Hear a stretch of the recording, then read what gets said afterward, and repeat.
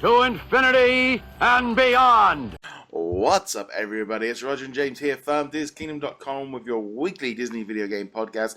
On this week's show, we're going to be talking about Marvel video games and the future of Marvel video games. We're also going to be talking about some of the other news from the week, including some stuff about the Kingdom Hearts theme. We've also got Beauty and the Beast and a whole load more. So, James, how's your week been? Obviously, it looks a little bit different to last week.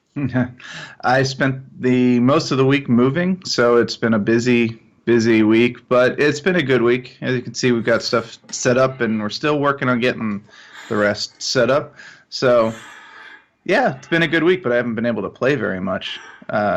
Did do a lot of reading, though. Read the new Star Wars book, so can't argue about that. Star Wars Aftermath, Empire's End, the end of the trilogy. Yeah, I've read the first one on holiday. I was planning on reading the second one on. This is the thing now. Actually, on my next holiday, I don't think I'll have hardly any beach time, so I have to be a bit more selective. But yeah. I mean, the story is okay, but the lore in it, all the little bits and pieces, all the things that they make canon and whatnot are great. So, yeah, I kind of didn't have the best week because I got diagnosed with RSI, which is not the best week to be diagnosed with it when there's a new games console out. So I have had to I've had to do everything left-handed on the keyboard, just trying to avoid using my hands. So it's been a bit of a frustrating week in the fact of trying to do your job with one hand. Luckily I'm a little bit ambidextrous, so it's not been too bad. But so this has not been the best week this week. No, that sucks. I didn't know about that. No. But so it's going to be interesting to see. But luckily, like I said, I can pretty much type and do everything with one hand, so it doesn't actually. I'm just trying to avoid using it, which is all right. But I still play games. It still works. It doesn't hurt me. It's the one thing that I can still seem to do. So I'm all right. I was like, come on, really? Nintendo Switch is out this week, and I have to go see go to the hospital tomorrow. I'm like, great. It's just like joy. So it's like I'm not entirely sure if I can just sit there playing a game while I'm at the physio. So yeah, I was going to say at the very least you can take the Switch with you. Yes, and even your doctor will sit there and say, "Stop playing that." Yes, you're not supposed to be using that hand. And the other thing as well, every single time you say to somebody, it's like, "Oh, my family," the first thing they all go to, "Well, you'll have to stop playing games." It's like, no. It's like it could be something else. Why does it automatically have to be game related? It's like keyboard using stuff at work. It's like everybody just went straight to playing the games. It's like nope. People like to pretend that games are the great illness of society. Yes. Going back to Dungeons and Dragons and rock and roll music here. So what have you been playing this week? Nothing. No. I've been playing a little bit of Disney Magic Kingdoms on my phone in between, the very small things. I did play some Marvel Heroes. I got to play with Black Bolt, mostly to test out the internet connection, so not in a great deal of depth. But I do like their Mystic Mayhem event, which is going on right now, and it's linked in with the Doctor Strange event, which is great. But yeah, other than that, it's mostly been just plug in the Xbox. Okay, the Xbox works. Let's turn it off now. Yeah. Plug in the PlayStation. Oh, it works. And actually, the PlayStation was giving me a lot of problems. It did not want to find my network. All right. So, but other than that, I mean, that's not a game. That's dang it, Sony. Yeah. But yeah, I played one evening playing Marvel Heroes as Black Bolt, kind of giving him a try out. There was a new DLC package came out for WWE, so I was playing the new Hall of Fame showcase for a couple of nights, and just trying to think. I did a few more bosses of Kingdom Hearts slowly. I'm going to be honest. As much as I want to finish the game off, I'm very much aware of the fact that if I'm just going into boss battles with a bad thumb is not the best idea at this precise minute. So Call of Duty is a little bit less, a little bit more easier. But yeah, I was going into the boss battles going, this is not the easiest. Really repetitively just trying to beat this boss was. So yeah, so bit of Kingdom Hearts boss battles, defeat a few more bosses, slowly making my way through that big boss battle at the end of Dream Drop Distance. A little bit of Call of Duty, and the new Hall of Fame showcase for WWE 2K17, and obviously Magic Kingdoms as well. Right. Speaking, so I think we might as well do Black Bolt since he was added to Marvel Heroes. What did you think of him? It's basically the same thing I thought of him when he was in the test center. He has some very cool special effects, like when you're attacking, you can like make area of effect attacks that are, have a lot of cool blue electrical fire kind of look to him.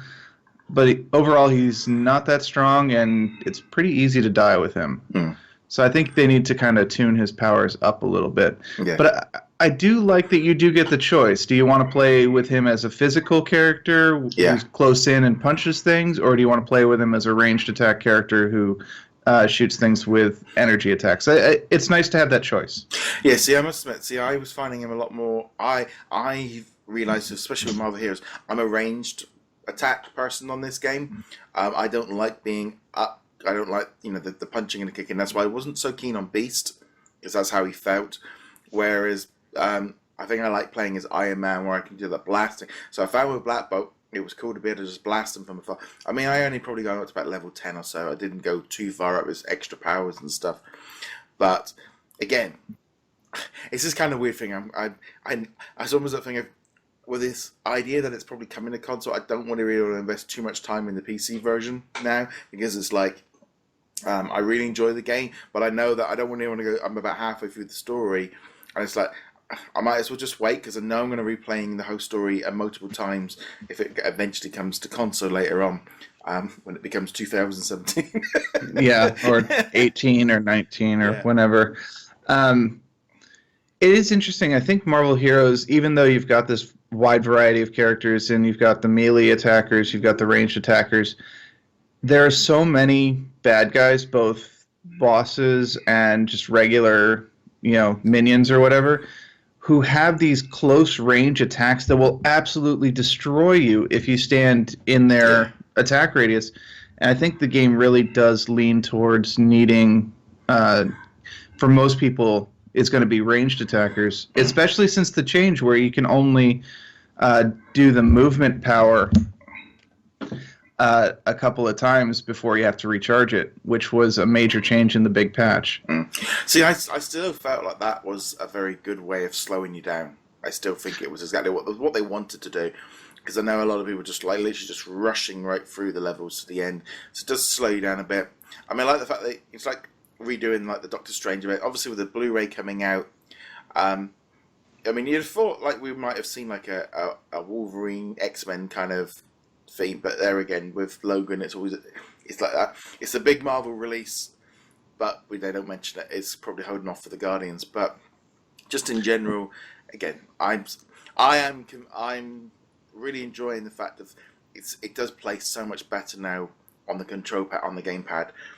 But again, this inventory is just full of stuff. I don't know what I'm doing with any of it. I have my vacuum settings to get pretty much everything, so most of my stuff just instantly disappears. But it's interesting you mentioned that the movement changes like slowed things down. I've actually found that it sped things up for me. All right. Because once you get the running ability, at level 10 you can have the run ability where you just hold down the hotkey and you'll run everywhere. And I found now that prior to the change, I'd be like, okay, I'm running. Oh, there's a group of enemies. I'll beat them up, and then I'll immediately start running again, so I don't mind stopping and going. Yeah. But now because there's that delay, and now because I can't use the dash as a move, I'm just like, I'm running. I don't really feel like stopping to take these guys out because I have to start up again. So I'm actually blasting through levels a lot faster. I'm just like, I don't want to deal with the minions. I'm just going to go straight to the boss now. And that's, I think, the exact opposite of what they wanted to happen. Yeah. So, but no, I think there's always that crossover of what they want to do with it. But generally, Black Bolt, I enjoy playing it. It was that thing of, like I said, I like the idea that it was that ranged attack. A bit different. I'm not so familiar with the character. I'm very... He's still kind of in that... Obviously, when that Inhumans TV show hits, he's going to be going up a lot higher on my list, probably. But until then, he's still that... Just a Marvel character. I've never read any. And I literally just got an Inhumans comic book in the Marvel Collector Core this week, but I've never really followed the Inhumans. It wasn't really till Agents of S.H.I.E.L.D. in the TV show that I really even knew really what they were about. They were just cheapy X-Men. Well, yeah, and the Inhumans that we've got in the TV show are not the Inhumans we traditionally have, because the Inhumans had a pretty much set roster. They had like Medusa and Black Bolt and Karnak and these guys. And I mean, Black Bolt, when you get down to it, there's only so much you can do with a character who literally can't talk without destroying everything. And it's very hard to get personality out of that. Yeah, it's hard to do that. But no, generally, pretty cool addition. It's that thing as well of like how quickly they can add characters and how they're doing stuff. Now they got, what was it, 61, 62 playable characters. We still got Nick Fury and what's the other character left? No, I think Nick Fury might be it. Yeah, so I'm guessing that there might be the end of like this season. So this is, I mean, you look at the advanced pack, it's kind of almost like this year's season thing. So it's generally just a lot of fun. Definitely worth checking out, trying them out at least, because you can obviously switch over and try them out to level 10, see how you get on with them first. Yeah, and I think since the change, this is an advantage. The level 10 does give you a much better look at the characters, because they give you all the powers up front by level 30, which means they're all compressed a lot more, so you get a lot more by level 10, and you can get a general idea of, do I want to play this character or not? Keeping in mind, I think Black Bolt, for instance, only becomes really interesting once you get past 30 and you can start playing with his special things, because they really change up his abilities a lot.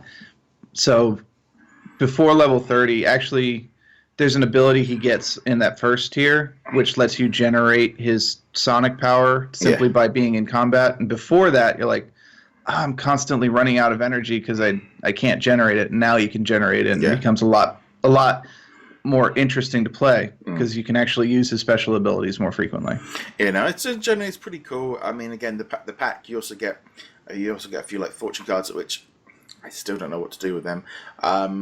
And also, this is the thing. So I've almost that thing of hoarding things, because a 2-hour special boost. Well, I'll save that for when I need it. And then you never need it. And it's this thing of like, it's like, don't drop any more stuff. I've got no room for it. Well, they do have that vendor in Avengers Tower right now where you can trade in all your boosts, and they give you a token. It looks like a shield token, and then you can go to the vendor right next to him and spend the shield tokens on exactly the boosts that you want. Yeah. So I literally traded in every single boost I have, and like, I don't need the special drops. I don't need the credit drops or whatever. I need the experience point drops. So just like, all the boosts are gone. All of my boosts are now experience point boosts. Yeah, I mean, I do find, like, obviously the clothes is quite an easy thing to sort of use but obviously you get to a certain point, and once you've got everything leveled up, you don't need to worry about any of that anymore. So that's pretty cool. But I think for me, I always look for the Eternity Splinters, because I know that at least that will give me characters. Credits, I've never spent anything on my credits. The credits really only come into play after level 60, when you need to start buying affixes for your artifacts and all that stuff. So not your artifacts, but whatever they're on. I'm still not into. I think it was that kind of thing of like, for me, of like playing the characters and stuff and jumping in and out of all the events and things. And I enjoy playing it and jumping in and out. But again, being a PC game, it just never quite connected with me. But no, pretty excited, pretty cool. Enjoy playing it. I'll play with them a few more times before. Over the next coming weeks. Let's have a quick look at some of the other Marvel news. Marvel Ultimate vs. Capcom 3 launches on Xbox One and Steam on the 7th of March. You can also get it now on PlayStation 4. There'll also be a special, like, limited edition physical version as well coming out as well, if you just want that one. Again, lots of fun. Definitely worth looking at if you like Marvel vs. Capcom. It will tide you over to Marvel vs. Capcom Ultimate or Infinite. Whatever they call it. Yeah, it's that kind of thing as well. Of like, I think because I played it on the PlayStation 4 back in December, it's like, oh yeah, that was quite a while ago. It's just a little. Yeah, so that's pretty cool. Let's have a look here.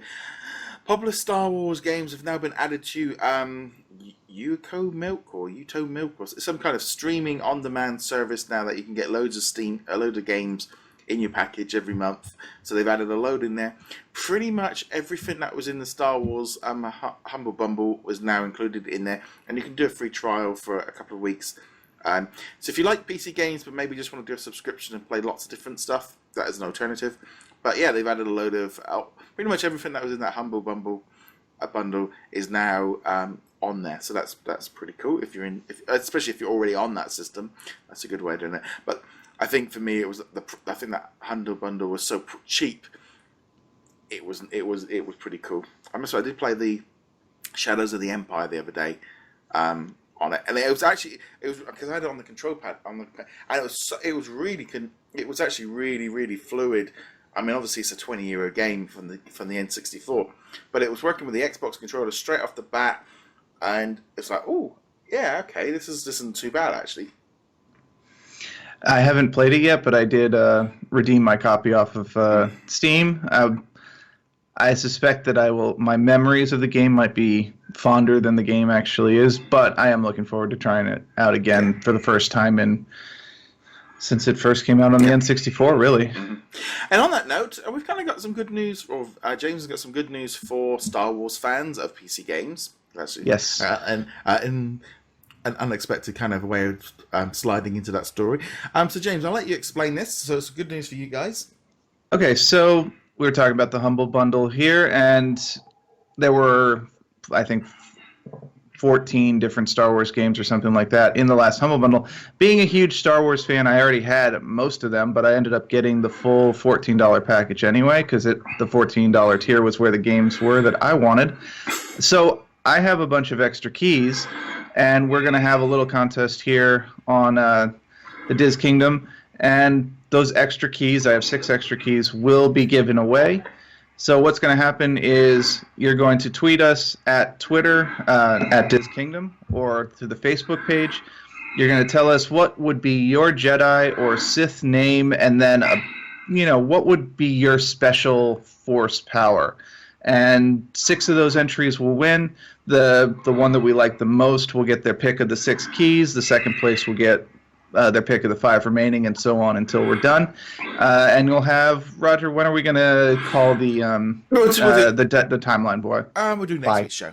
Next week's show, and we'll read off our favorite ones, and we'll contact you directly with a DM or whatever to let you know you've won.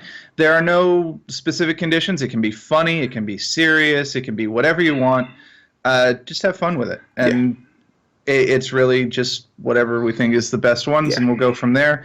Obviously, keep them kid-friendly. We don't want any mature content or whatever. Those will disqualify you. And, that's about it. So we'll give away those extra keys. Yeah, it's one of those things. If this is a nice little giveaway there. Right, so that's pretty cool. I started downloading a load of them, but it's like, I haven't got around to play it. I was like, at that price, it was like, well, I'll just have them in my Steam Gallet thing anyway. Absolutely. Okay. Also, there were some teasers this week on Instagram from Games Loft about Beauty and the Beast coming to Disney Magic Kingdoms. They put up a lot of images of sort of the rows, their typical thing of.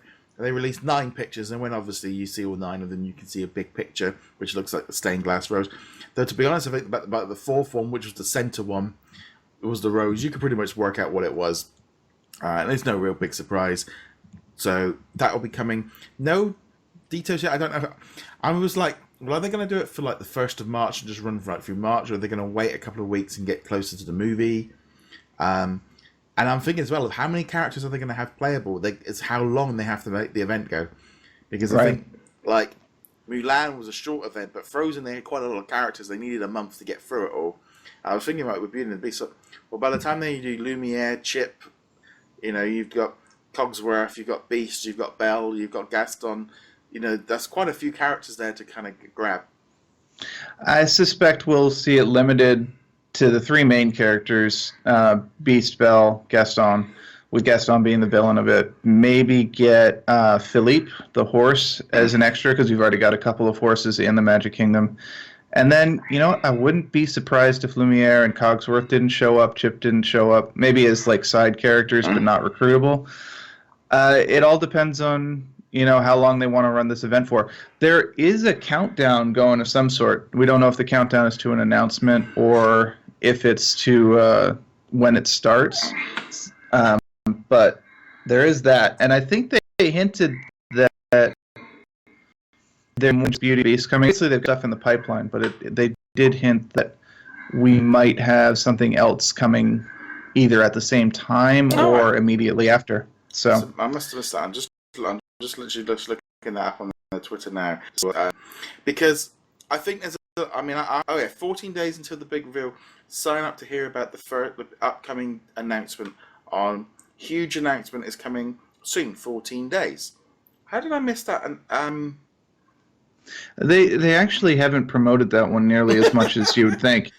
But I think they've done a couple of like posts since then. So I think we're on like day 11 or 12 to go. That's the 23rd. So we are. So that's another 4 days. Yeah. So it should be about 10 days to go. Yeah. Well, the thing is, anything that is coming is, as you got in the image, there's a lot of rose petals. Right, which is obviously a Beauty and the Beast reference. But I think there's a lot of people that were complaining on the last event. They've not got a lot of space. Yes. Personally, I've got about 5 great big empty areas because I won't spend gems on buildings. I could imagine that if they are going to launch maybe the adventure area or Fantasyland or kind of expand it a bit, this would be a good time to do it. Bring a whole host of new characters in to kind of get people. Because for me, I started a few months after everybody else, so like me right at this precise minute, I'm trying to unlock Flynn and who else am I trying to unlock? Finn and maybe Wally. No, the Wally is you have to buy him. Oh, Eve. No. Oh, I've gone. Oh, Randall. That's it. Randall. Oh, Randall. Yeah. Just to finish off the Monsters Inc. thing. So I'm still quite a way behind. I've still got quite a lot of characters left to unlock. But when you start getting into like, there was a Nightmare Before Christmas kind of special chest of things this week. I did actually use some gems, and I've got a legendary chest and got Oogie Boogie. Oh well, that's a good lucky one. So I've only got Jack and Oogie Boogie, but I did it last time with the Incredibles. First one I got was Mr. Incredible. I was like, yes, got a character. Second one got a bench. I was like, okay, won't be doing any more of them. So I'm going to be a bit like, if you need, especially like Nightmare Before Christmas, like, I only had Jack, so I didn't have any of the buildings, didn't have anything. So I was a bit like, well, all right, we'll do it. So the only trouble is, it's like Oogie Boogie and Mulan. So many of their items are in chests, and there's no way of getting them. It's quite bizarre. It's like I've got like Mulan on level 1, or level 2, and I have not been able to move her up for weeks because if it doesn't drop in the chest, you can't get those pieces. It's very odd. It's just like if you've not got any missions to get those pieces, you can't level them up. Right, because Mulan probably needs either Mushu or Li Shang to get her parts, and if you don't have either of them, well, I've got both of them as well. But they're literally the only way to get like the ear hat is through a chest. It's the same thing with Oogie Boogie. He's got some parts he needs to level up, and the only way you can get them is through chests. And it's just like, but that's so random, and it's just very frustrating because it's like, well, they're on level 1s and level 2s, and you're like, this character is never going to get up high unless they give him at least if you had a challenge, even if it's a 24-hour challenge to get, and it doesn't drop, at least there's a chance. But chests are very, very random. Yeah, I hate the chests. I need Syndrome, and I did end up getting one of the Incredibles chests, and I ended up getting like a bench or something. I was like, nope. Give me the ability to spend gems directly on him, and we'll talk. But I'm not doing this random nonsense. I'm not doing. Yeah, that. I'm 2 for 3 on those chests at the moment. I'm 0 for 1. So. So not too bad. But yeah, so hopefully next week we'll have a bit more information on that. My main aim at this precise minute is to see if I can get Flynn and Randall done before Beauty and the Beast, because I need to. to be fair, I probably need to focus on getting one over than the other, because otherwise I'm not getting nowhere fast. Happened a bit like that. I think I had Wally, I was Eve and Pete as well. I had them both, trying to get them both at the same time, and it took me forever. Yeah, I mean, they really do just kind of throw a lot of characters. I think there was one point when I had 3 characters I was trying to unlock all at once. I think one of them was the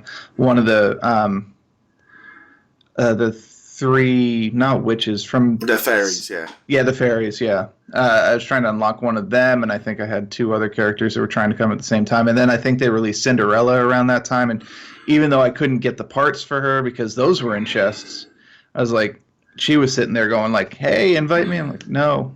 No, go away. It's that thing as well of like, with that game of, it's what really bugs you is when when it doesn't drop an item that it's like a 12-hour thing and it doesn't drop them, and it's like, come on, it's like, that's not, and it's that thing of, well, you're never gonna, especially if it's a main character, you're never gonna pay for them because you can get them for free. It's not like when I always feel like these events are a little bit more rushed, so therefore there's the element of, if I don't get it, I'm gonna have to wait, and it's not as easy to get them.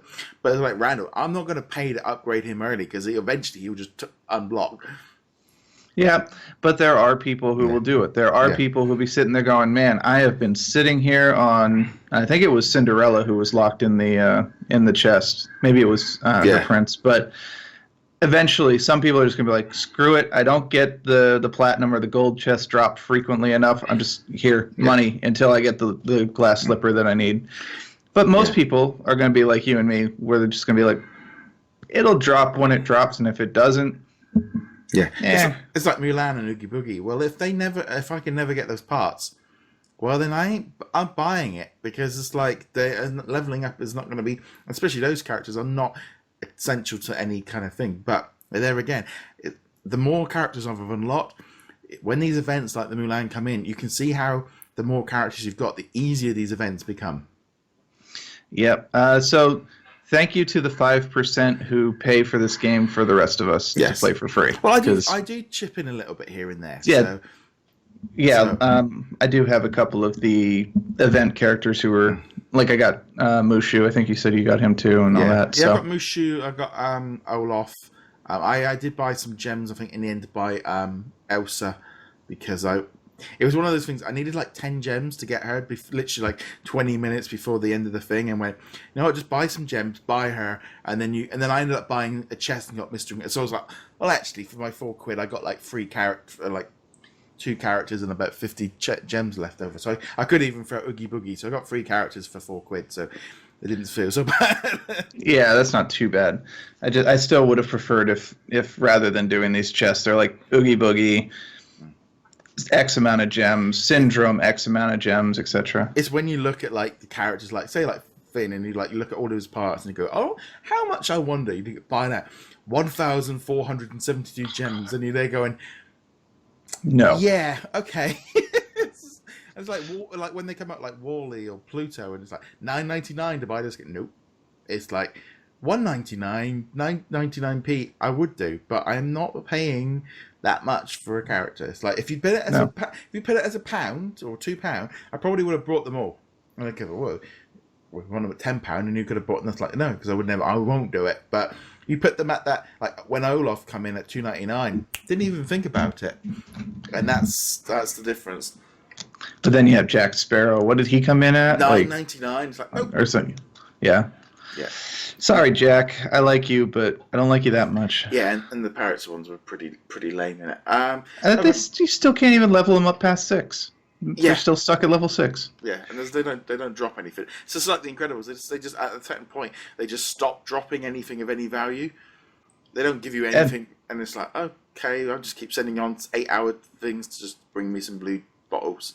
But get out of my way. I don't need you guys because you don't drop anything useful. Yeah, so that's pretty cool. I don't think there was any. I think all the other mobile games all tied into Valentine's last week. There's not really been anything new floating around at the minute. That kind of leads to think on to I got the last one here.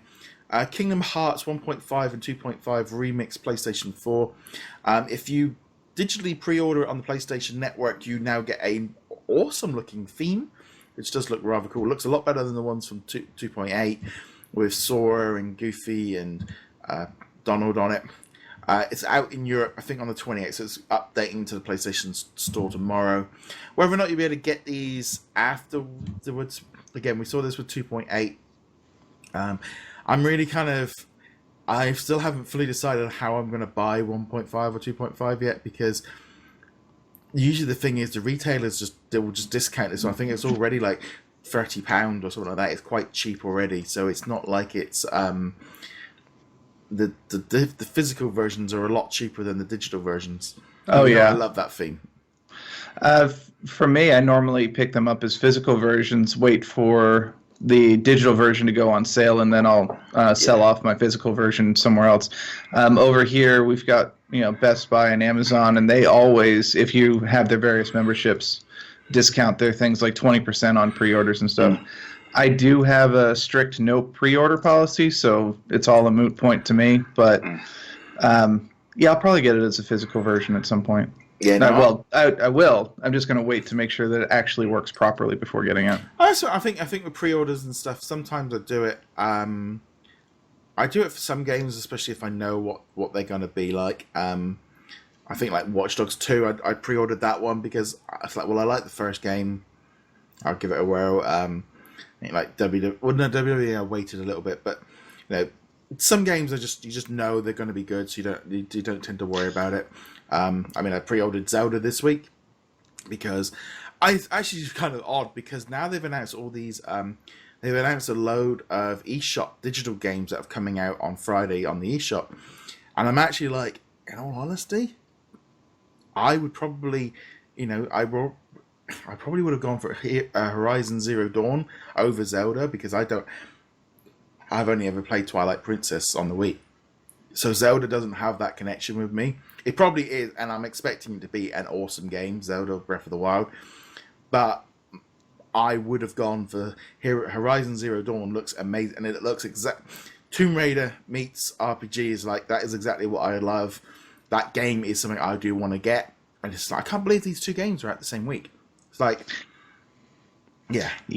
If I decide to get one, it'll be an easy choice for me since I'm not getting a Switch. But the early reviews for Horizon Zero Dawn look fantastic. Yeah. So I've definitely got my eye on that. I know a couple of people that we know will be streaming it, so I'll check that out. And yeah, it's getting some great reviews. It looks good. Can't argue with that. No, I think Horizon Zero Dawn is going on my birthday list for later in the year because I've still got a couple of other games in the back catalogue, and it's like trying to do 2 role-playing games in 1 week is not going to be the best idea for me.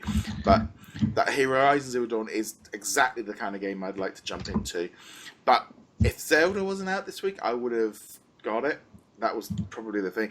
But also, I ordered Zelda because it's like, well, I don't really like any of the other launch titles that were out for it. And then literally, was it Fast, RMX, Shovel Knight, Snipper Clips are all now launch titles on the eShop. It's like, I'll buy those free because you can buy those free for like less than $60 for all 3 of them, and it's like, that's exactly what I wanted. That's fine. So I'll actually end up now with, it looks like I'm going to end up with 4 launch titles for a game that everyone complains about having an awful launch lineup. The Switch, I think, is launching with like 30, 40 games, and it's just that I think everyone wanted all of the entire Nintendo's account all on one day one.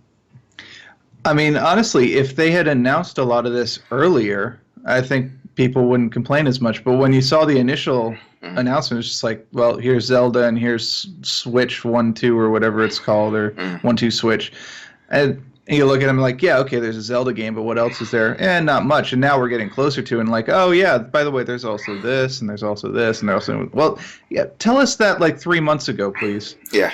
I mean, it's like now, it's like if you were looking at like Bomberman, I mean, there's so many of the launch titles that I'm looking like Bomberman and 1-2 Switch, which are like, they should be eShop $15-20 purchases, but I don't view Bomberman as a £60 video game purchase.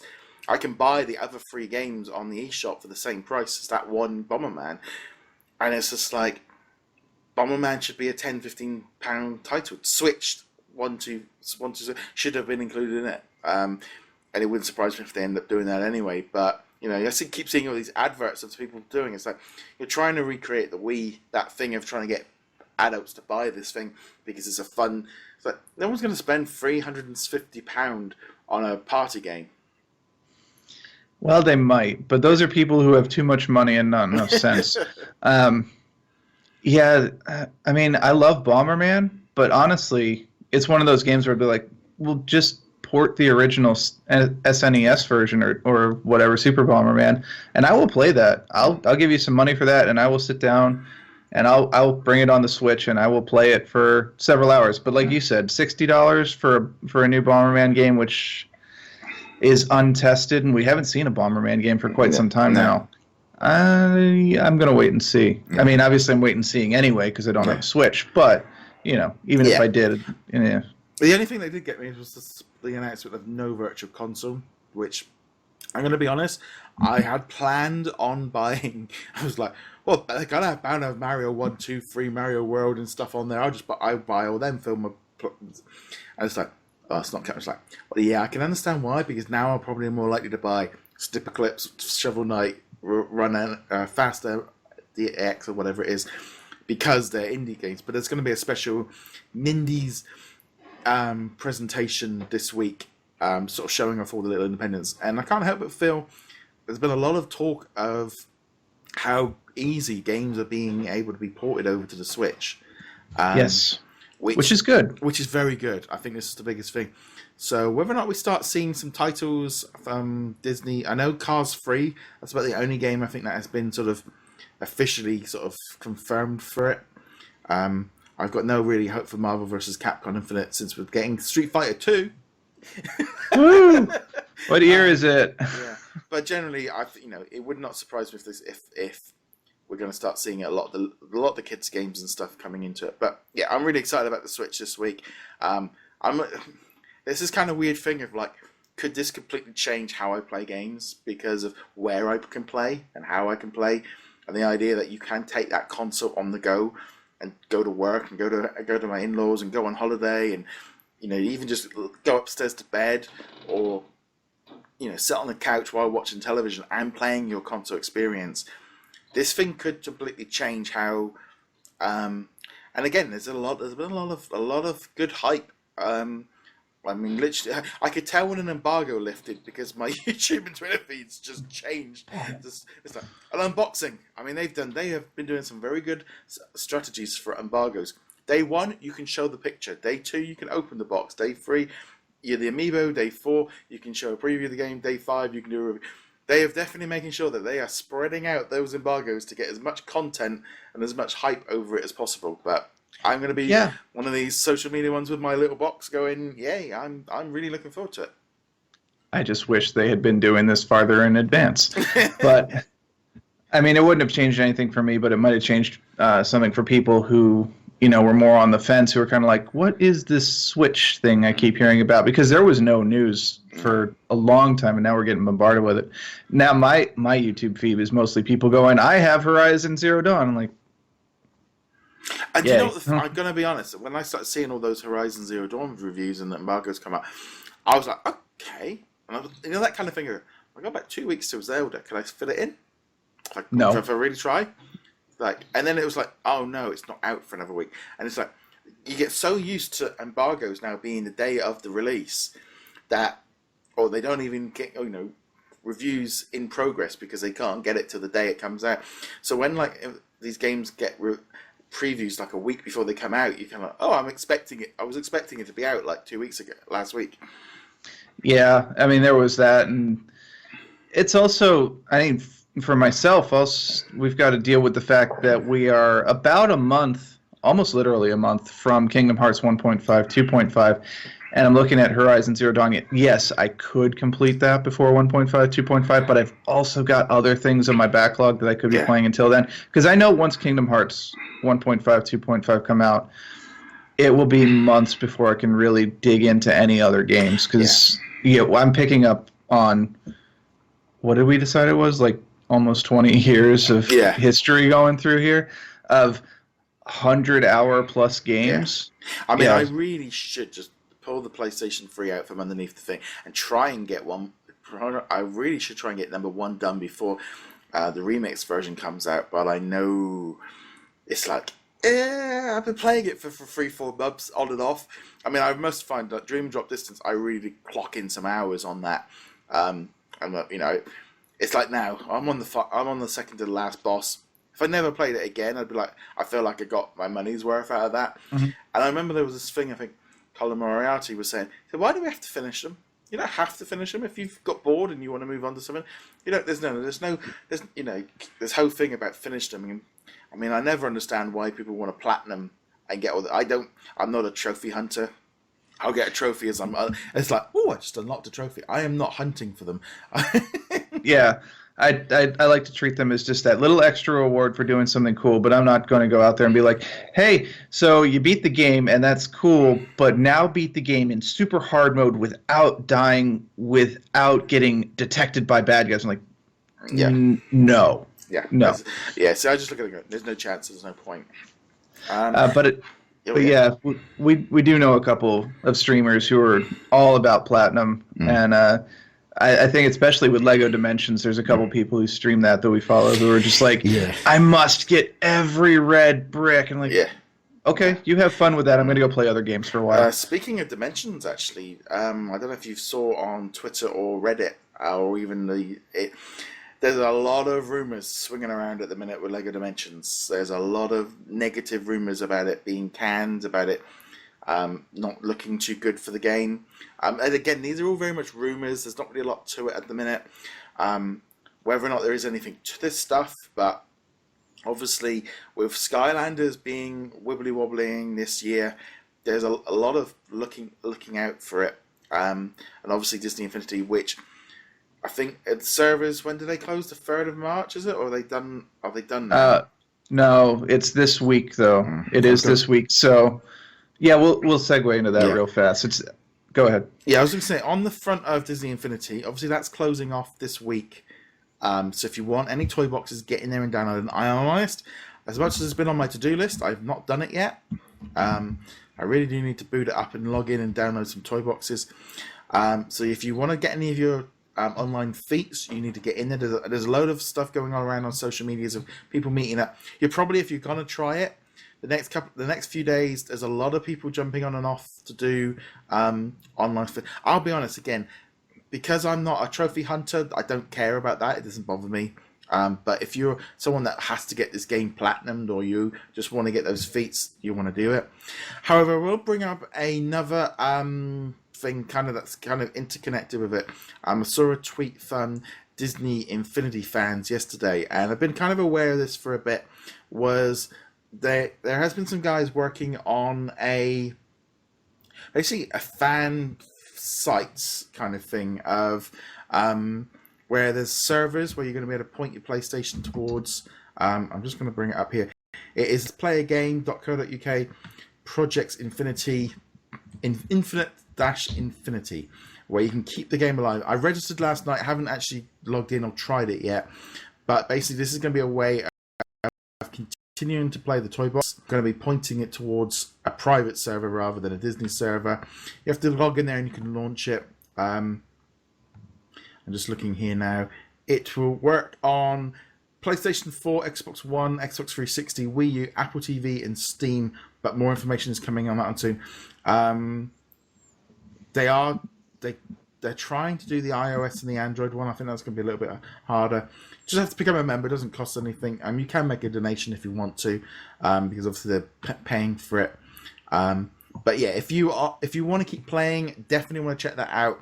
I will be popping up a story up on the site in the next couple of days, just to kind of drum up a little bit of support for Disney Infinity fans. If you want to keep playing the toy box and you want to be able to share, that is a way of doing it and kind of keeping it. There's a lot of games actually that get cancelled where people set up servers, and I think you basically just have to change your IP address or something like that to kind of point towards where it's going.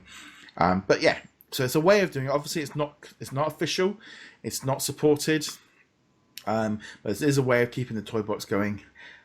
Probably as us two, I haven't touched Disney Infinity since I finished the Finding Dory one.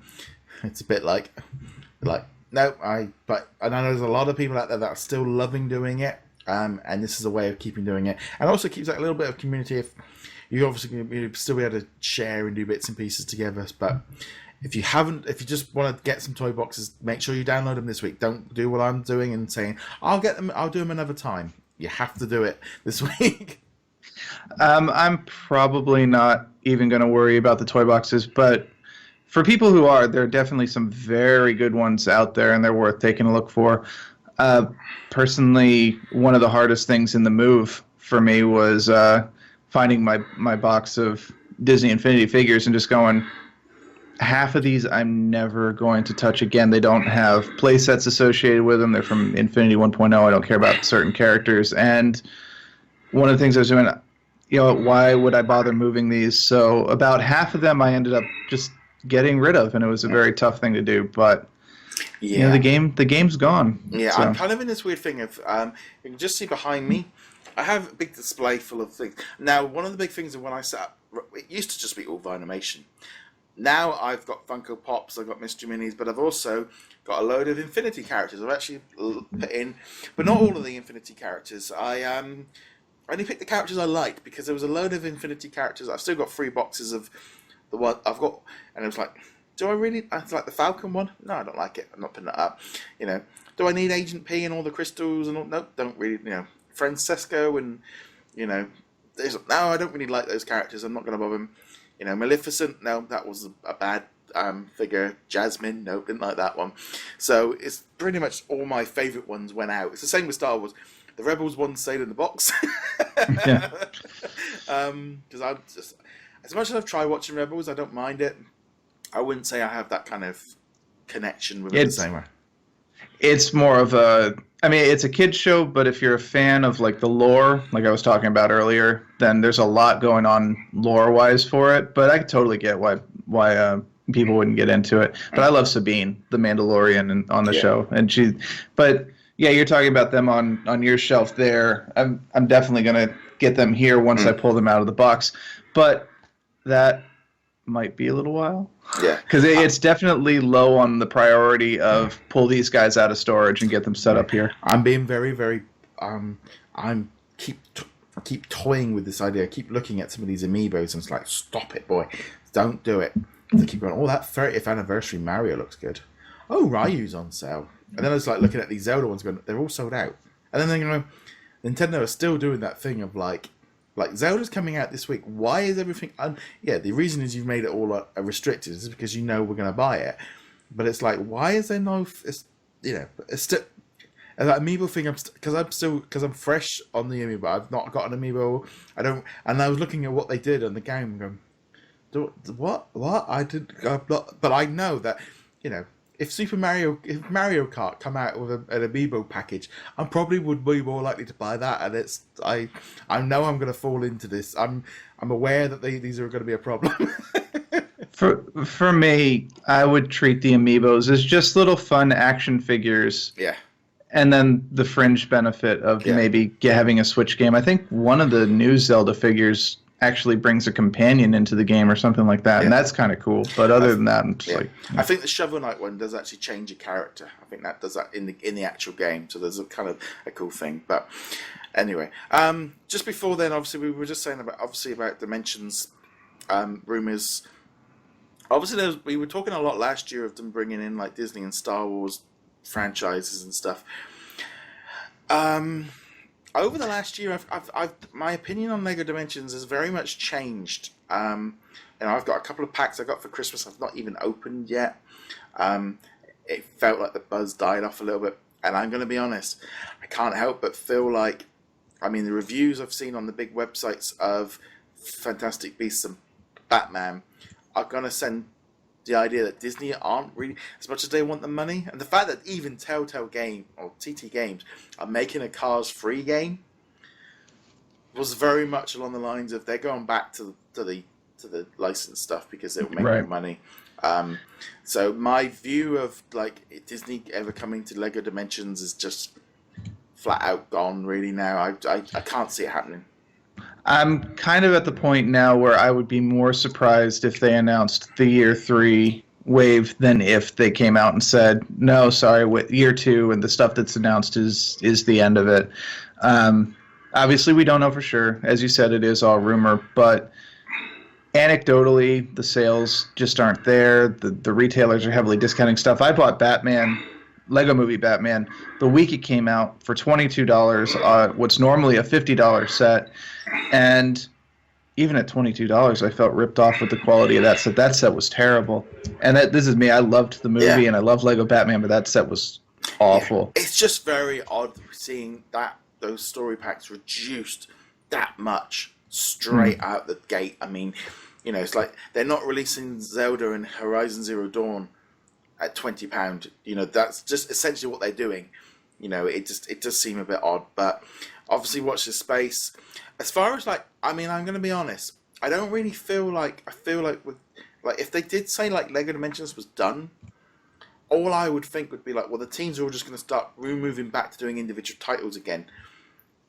So it's not quite the same as it was with Infinity or Scale. It's they will probably just be shifted over to other projects without, and maybe they wouldn't have the big cuts and all the rest of it like they've been having everywhere else. But yeah, interesting to see what they're doing with that one there. But I'm going to lead on to this.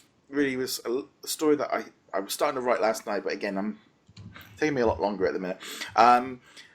E3, they have sort of come out with the show plans. It looks like, from our point of view, Square Enix, TT Games, Telltale Games, obviously PlayStation, Nintendo, Capcom, they've all got booths. So I'm really thinking this year we could see quite a bit of news. E3 should be a lot more fun for us this year. It depends on Cars 3 if that comes out, and that might be out just before or around that time. I think we'll learn a little bit more about what Warner are maybe doing, either with Lego or with other franchises from Disney. Obviously Square Enix, Kingdom Hearts. We've got EA, Star Wars, Capcom, Marvel vs. Capcom, Square Enix with Marvel. I think in general that the chance of us getting to E3 will be nowhere near as barren as it was last year. Yeah, E3 was pretty bad. I know it's not Disney news, but it has been leaked that Warner Brothers, or possibly leaked, that Warner Brothers is finally doing a Shadow of Mordor sequel. Yeah. And for me, I'll be like, the Shadow of Mordor turned out to be my game of the year for the year it came out, and I've played through it 3 times, so I'm super excited for that.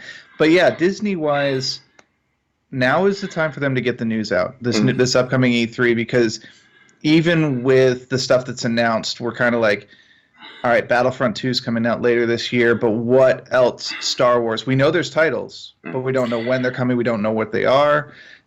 Marvel, we've got Spider-Man, but when is Spider-Man coming out? We don't know. Yeah. Marvel vs. Capcom's coming out. That's cool. They've got to have other things in their repertoire, though. They've got to have other games coming. I think Marvel's all right. I think, to be honest, Marvel we're very much aware of. We know what's going on. Even Star Wars are a little bit better because we know that we've got at least 3 titles in development, and they will be released 1 a year. So it makes sense for EA to just purely knuckle down on Star Wars Battlefront 2 this year, or sequel. Makes sense for them to do that. It wouldn't even surprise me if we saw a little snippet at Star Wars Celebration, maybe kind of getting us warmed up for that. I think that would be a good choice. But I'm thinking Square Enix and TT Games are going to be that'll be where we're going to maybe see what's going on with Disney a little bit more, or what else is coming later this year. Kingdom Hearts, I'm still very, very doubtful if we'll get Kingdom Hearts 3 this year. But they'll probably give us a new trailer or something like that to tide us over. With D23 coming up a couple of weeks afterwards. But yeah, no, E3 is looking a little bit more. It's looking a lot more exciting for us than last year. It's either going to see some more stuff of things we know, or maybe even a few previews.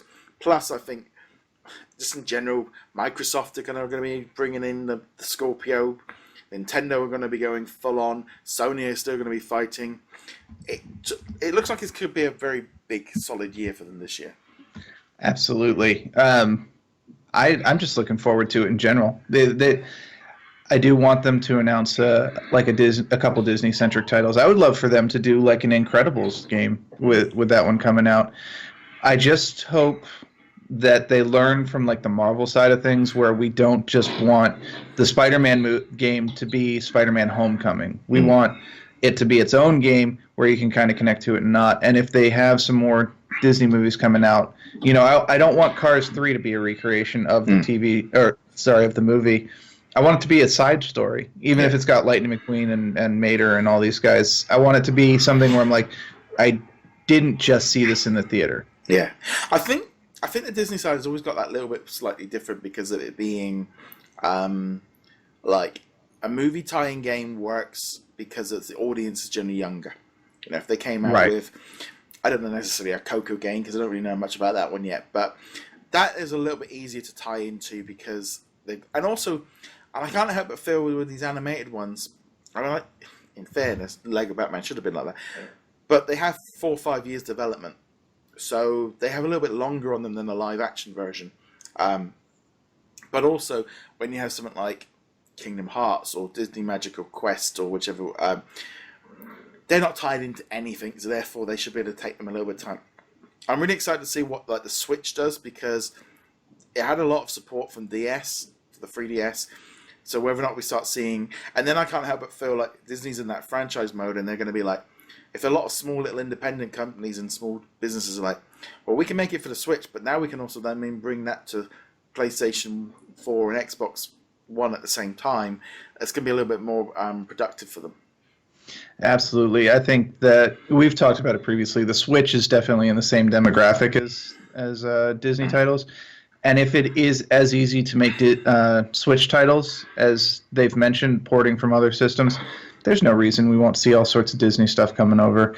I'm hoping that we get a lot of remasters from old stuff popping in. Whether or not they have the Virtual Console, give us some of those old classic games. Give us some new ones. But I also feel like with the Switch that in some ways, like Cars 3.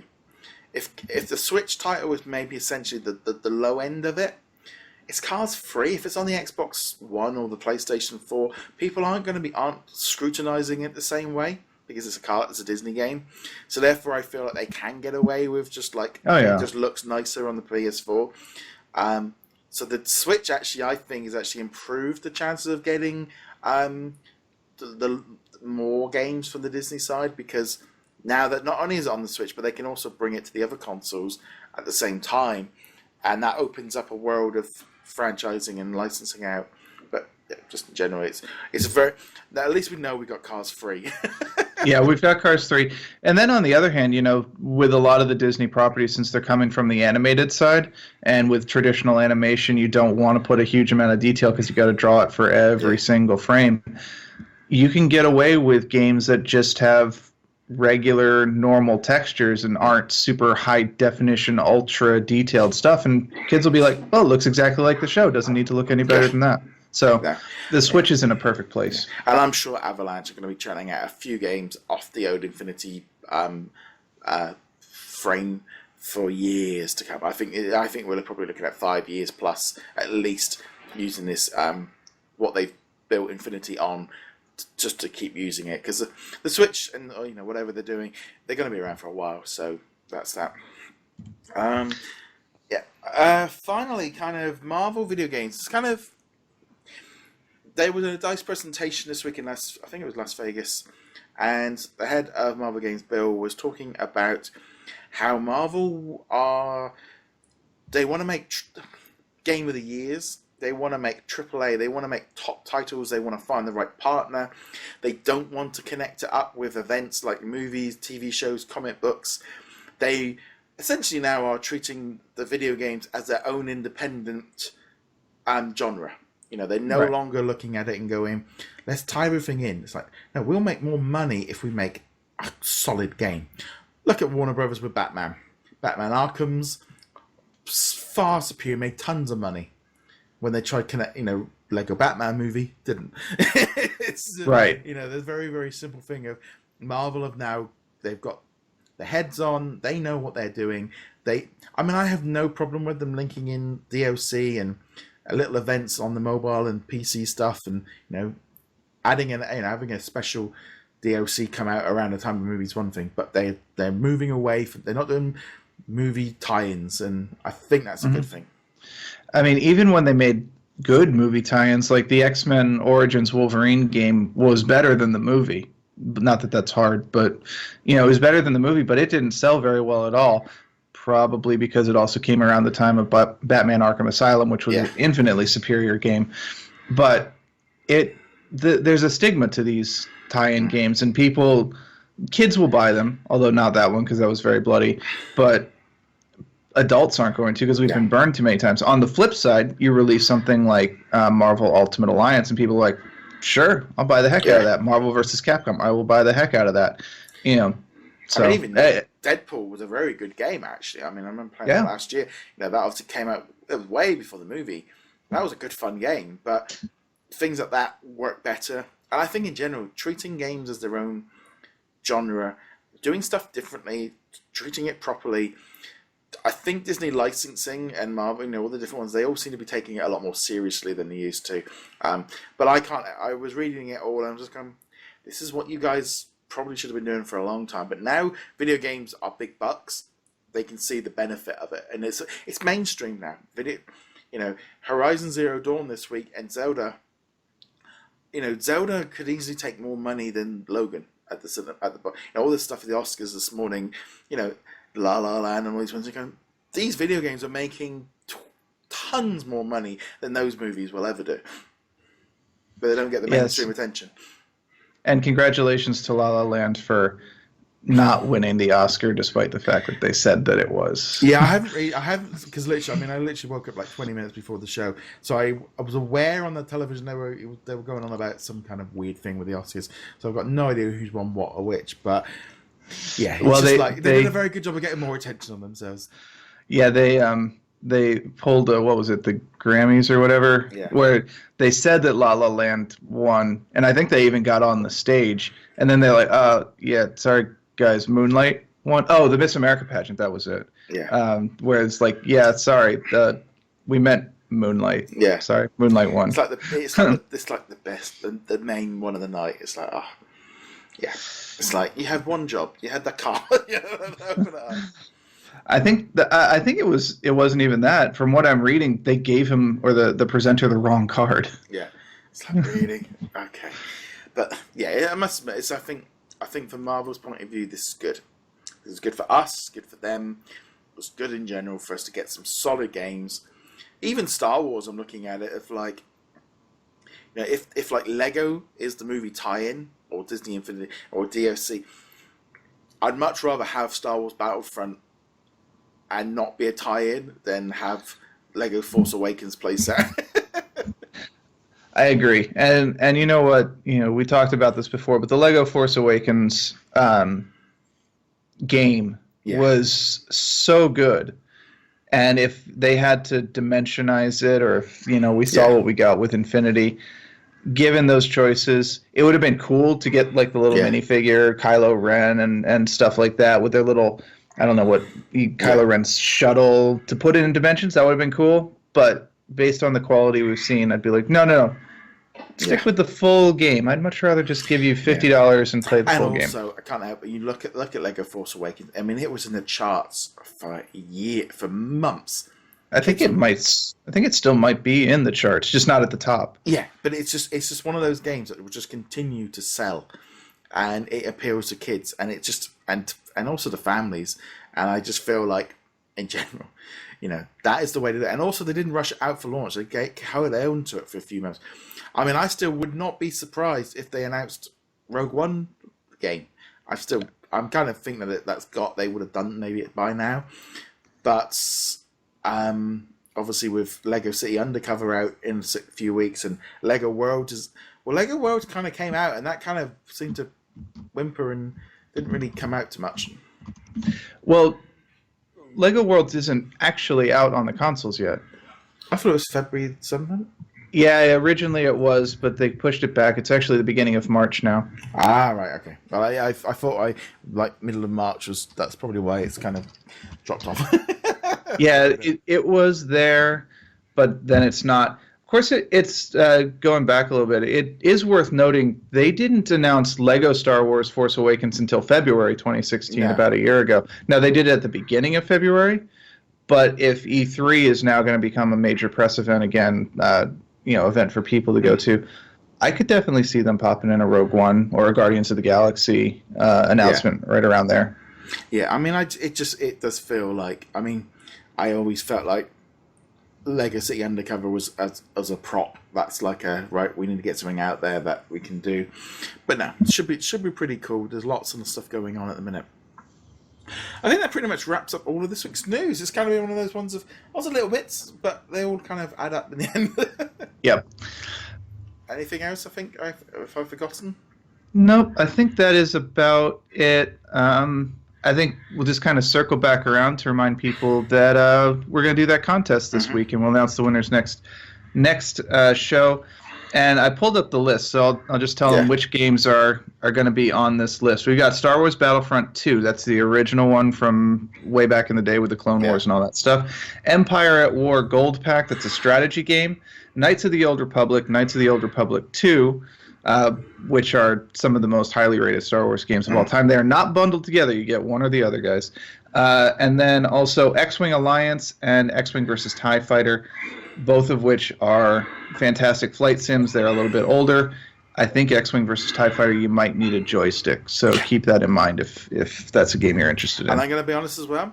If you are after one of those games and you want to do it, because it's, you know, there probably isn't going to be thousands of entries on this because of them being older games, and you know, listeners are going to get first dibs at it. Definitely have a go at it because you know, want to give back to you guys, but it's one of those things as well of these are nice. This is just a nice little bonus one for the listeners to kind of jump in, and if you want to, it's definitely worth doing. I would absolutely expect that Knights of the Old Republic 1 and 2 will probably go first unless the people who wins already had them. Yes, yeah. But they are fantastic games, and all of these games run perfectly well on modern PCs. There should be no problem running any of these. No, it should be good. But no, well, on that note, guys, be sure to hit that subscribe button and check us out on the audio versions. You might notice a little slight change on the YouTube channel this week. Basically, if you're unaware, we actually also run popvinyls.com. Big website on all the Funko side of things.